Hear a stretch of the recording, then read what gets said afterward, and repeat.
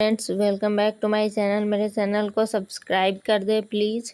आज मैं आपको बताने जा रही हूँ दुर्गा सप्तशती का 7वां अध्याय क्या है। इस प्रकार से है।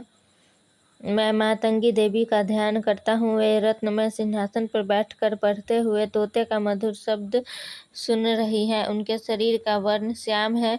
वे अपना एक पैर कमल पर रखे हुए हैं और मस्तक पर अर्धचंद्र धारण करती है तथा कलहार पुष्पों की माला धारण किए बिना बजाती है। उनके अंग में कसी हुई चोली शोभा पा रही है। वे लाल रंग की साड़ी पहने हाथ में शंखमय पात्र लिए हुए हैं। उनके बदन पर मधु का हल्का हल्का प्रभाव जान पड़ता है और ललाट में बेंदी शोभा दे रही है। ऋषि कहते हैं, तदनंतर शुंभ की आज्ञा पाकर वे चंड मुंड आदि दैत्य चतुरंगनी सेना के साथ अस्त्र शस्त्रों से सुसज्जित हो चल दिए। फिर गिरिराज हिमालय के सुवर्ण में ऊंचे शिखर पर पहुंचकर उन्होंने सिंह पर बैठी देवी को देखा। वे मंद मंद मुस्कुरा रही थी।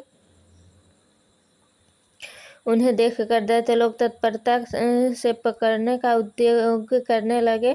किसी ने धनुष तान लिया, किसी ने तलवार संभाली और कुछ लोग देवी के पास आकर खड़े हो गए।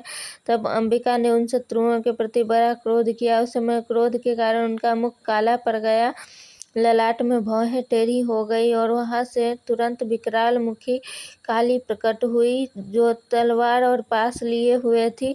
वे विचित्र खटवांग धारण किए और चीते के चर्म की साड़ी पहने नरमुंडों की माला से विभूषित। उनके शरीर का मांस सूख गया था, केवल हड्डियों का ढांचा था जिसे वे अत्यंत भयंकर जान पड़ती थी। उनका मुख बहुत विशाल था, जीभ लपलपाने के कारण वे और भी डरावनी प्रतीत होती थी।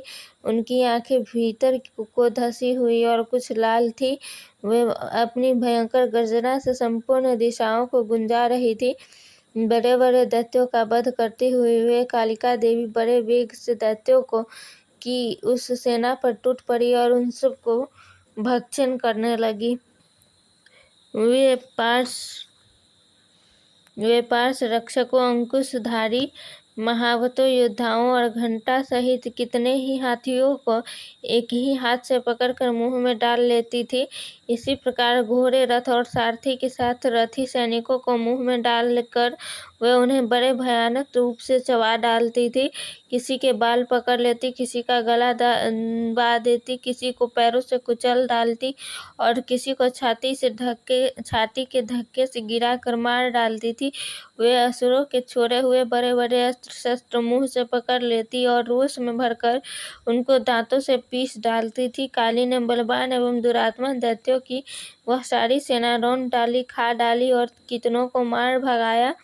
कोई तलवार के घाट उतारे गए, कोई खटवांग से पीटे गए और कितने ही असुर दांतों के अग्रभाग से कुचले जाकर मृत्यु को प्राप्त हुए। इस प्रकार देवी ने असुरों की उस सारी सेना को क्षण भर में मार गिराया।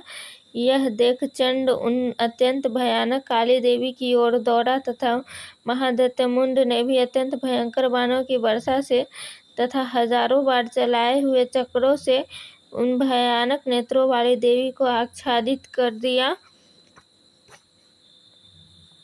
वे अनेकों चक्र देवी के मुख में समाते हुए ऐसे जान पड़े मानो सूर्य के बहुतेरे मंडल बादलों के उदर में प्रवेश कर रहे हैं। तब भयंकर गर्जना करने वाली काली ने अत्यंत रोष में भरकर विकट अट्टहास किया। उस समय उनके विकराल बदन के भीतर कठिनता से देखे जा सकने वाले दांतों की प्रभा से वे अत्यंत उज्ज्वल दिखाई देती थी।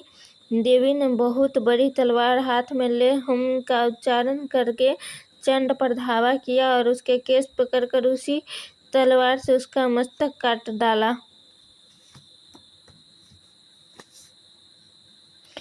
चंड को मारा गया देखकर मुंड भी देवी की ओर दौड़ा। तब देवी ने रोष में भरकर उसे भी तलवार से घायल करके धरती पर सुला दिया। पराक्रमी चंड और मुंड को मारा गया देख मरने से बची हुई बाकी सेना भय से व्याकुल हो चारों ओर भाग गई। तदनंतर काली ने चंड और मुंड का मस्तक हाथ में ले चंडिका के पास जाकर प्रचंड अट्टहास करते हुए कहा, देवी, मैंने चंड और मुंड नामक इन दो महापशुओं को तुम्हें भेंट किया है। अब युद्ध यज्ञ में तुम शुंभ और निशुंभ का स्वयं ही वध करना। ऋषि कहते हैं, वहां लाए हुए उन चंडमुंड नामक महादैत्यों को देखकर कल्याणमयी चंडी ने काली से मधुर वाणी में कहा, देवी, तुम चंडमुंड को लेकर मेरे पास आई हो, इसीलिए संसार में चामुंडा के नाम से तुम्हारी ख्याति होगी।